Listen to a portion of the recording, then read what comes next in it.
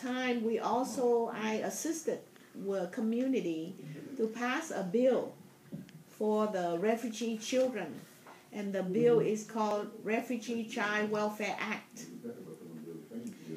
And even though my employer objected to me supporting this law, this was passed in the late 80s. The reason was when Vietnamese or Southeast Asian children come over, the American way of parenting is very different from the Asian way of parenting. So if the Asian parents are becoming too harsh with their children, sometimes the punishment is considered child abuse.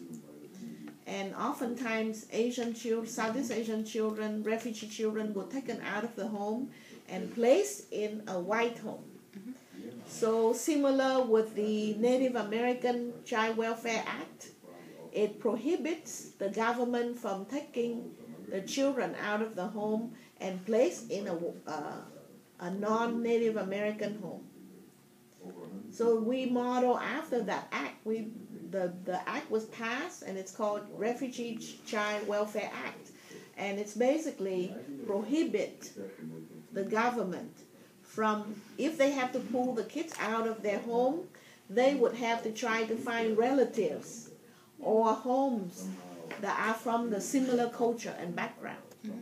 So let's say a Vietnamese home, if indeed the kids suffer abuse, and when the government worker pull that kid out, it would need to go to a Vietnamese home, an Asian home, so that the kids are not totally separated from their roots.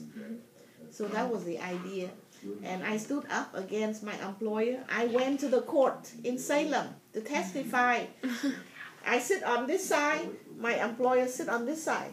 My boss, my immediate supervisor sit on this side. I testify for the bill, she testified against the bill. No, I sit side by side with her.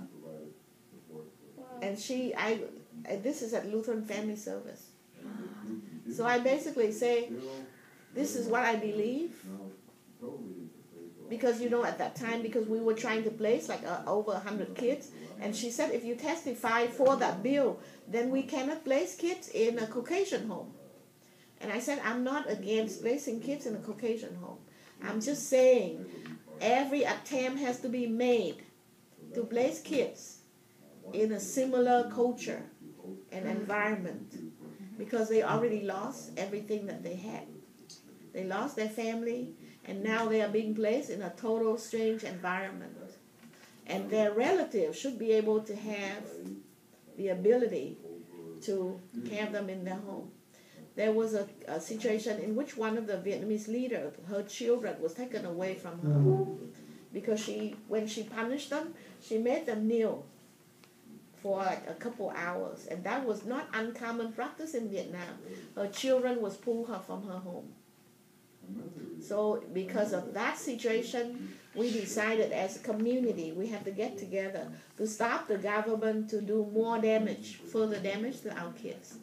So that was something that I was very proud of, that I stood up against my employer at the expense of my job.